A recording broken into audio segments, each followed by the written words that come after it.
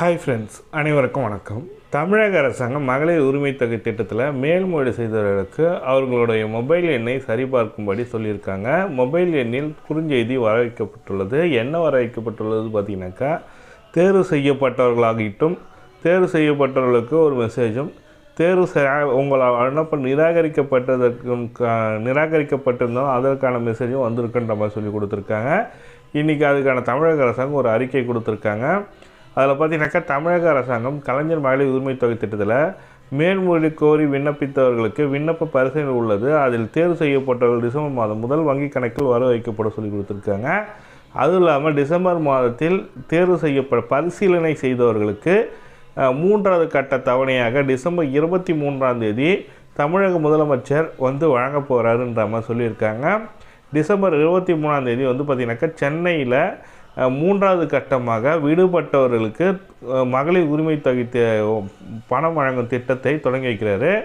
இந்த திட்டத்தை பற்றி சொல்லியிருக்காங்க. இதில் பார்த்திங்கனாக்கா, இன்று முதல் அவங்கவுங்க மொபைலுக்கு மெசேஜ் வர வைக்கப்படும் சொல்லி கொடுத்துருக்காங்க. அதாவது இன்றைக்கு பார்த்திங்கனாக்கா, இன்றைக்கி பார்த்திங்கனாக்கா, யாரெல்லாம் செலக்ட் ஆகிருக்கீங்கன்றது பரிசீலனை செய்யப்பட்டு யாரெல்லாம் செலக்ட் ஆகிருக்கீங்கன்றத மெசேஜ் இன்றுக்கு உடன் வரும்னு சொல்லி கொடுத்துருக்காங்க. இது வரைக்கும் விடுபட்டவர்களுக்கும் வந்துடும் சொல்லியிருக்காங்க. நீங்கள் அப்ளிகேஷன் நிராகரிக்கப்பட்டிருந்தாலும் என்ன காரணத்துக்காக நிராகரிக்கப்பட்டிருக்கு அப்படி சொல்கிற மெசேஜும் உங்களுக்கு வந்திருக்குன்ற மாதிரி கொடுத்துருக்காங்க. ஏன்னா கலைஞர் மகளிர் உரிமை தொகை திட்டத்தில் கொடுத்துருக்காங்க. ஆண்டுக்கு 2 லட்சத்துக்கு மேலே இருக்கிற வருமானம் ஈட்டுவர்களுக்கான காரணத்தினால ஐடி ஃபைல் பண்ணுறவங்களுக்கான காரணத்துக்காக நிராகரிக்கப்பட்டிருக்கலாம். 5 ஏக்கர் குறைவாகவோ நஞ்சையும் நிலமும் அல்லது 10 ஏக்கருக்கு குறைவாக புஞ்ச நிலம் வைத்தவர்கள் குடும்ப அட்டைதாரர்களுக்கு நிராகரிக்கப்பட்டிருக்கலாம். ஆண்டிற்கு வீட்டு உபயோகம் 3500 யூனிட்டுக்கு மேல் யூஸ் பண்ணவங்க நிராகரிக்கப்பட்டிருக்கலாம்.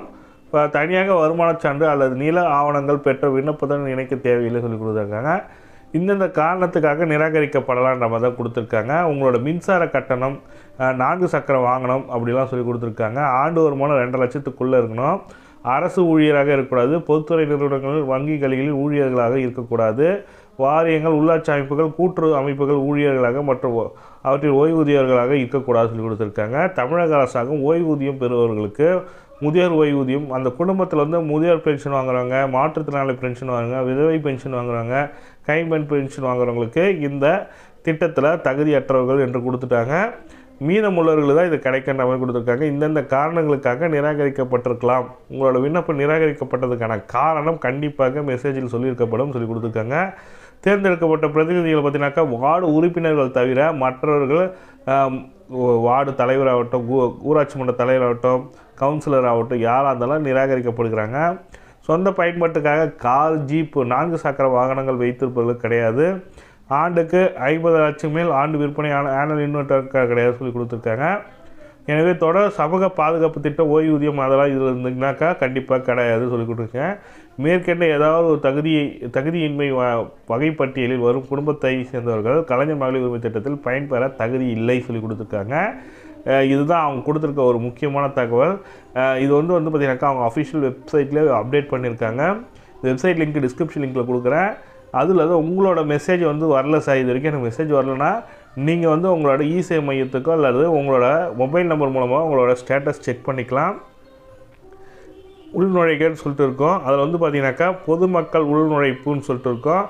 ஆதார் எண்ணை இன்க்ளூட் பண்ணுங்கள். அது கூட ஓடிபி உங்களுக்கு வரும். ஆதாரில் லிங்க் பண்ண மொபைல் நம்பருக்கு ஓடிபி வரும். சப்மிட் கிளிக்கும் கொடுத்த உடனே உங்களோட அப்ளிகேஷன் ஸ்டேட்டஸ் என்னன்னு தெரிஞ்சிடும். அதில் பார்த்திங்கனாக்கா, இப்போ புதுசாக கொடுத்துருக்காங்க, அப்டேட் பண்ணியிருக்காங்க. இதில் பார்த்திங்கனாக்கா, அப்ளிகேஷன் நிராகரிக்கப்பட்டதற்கு அல்லது செலக்ட் ஆகிருக்குன்னா கூட, செலக்ட் ஆனதை கூட மெசேஜ் வரல சார்ன்ற மாதிரி இருந்தீங்கனாக்கா, அவங்க கூடிய வரையில் உங்களுக்கு மெசேஜ் அனுப்புவாங்க. அப்படி இல்லைனா உங்கள் அக்கௌண்ட் லிங்க் ஆகலை சார், எனக்கு காசு வரல சார், ஆனால் பணம் வர வைக்கப்பட்டுள்ளது சொல்லியிருந்தாங்க. உங்களுக்கு அக்கௌண்ட்டில் காசே வரல ஆனால் பணம் வர வைக்கப்பட்டுள்ளது சொல்லியிருக்காங்கன்னா, அவங்க எந்த பேங்க் அக்கௌண்ட்டுக்கு அனுப்பிச்சிருக்காங்கன்ற டீட்டெயிலை இதில் செக் பண்ணிக்க முடியும். அப்படி இல்லைனா த்ரூ மணி ஆர்டர், புதுசாக வாங்குறவங்களுக்கு மணி ஆர்டர் மூலமாக, போஸ்டல் மணி ஆர்டர் மூலமாக வழங்கப்படுகிறது. அதனால் நீங்கள் போய்ட்டு உங்களோட ஸ்டேட்டஸை செக் பண்ணிங்க. இந்த தகவலை தான் உங்களுக்கு ஷேர் பண்ண நினச்சேன். இந்த வீடியோ பிடிச்சிருந்தால் லைக் பண்ணுங்கள், கூடிய சப்ஸ்கிரைப் பண்ணுங்கள். தேங்க்யூ.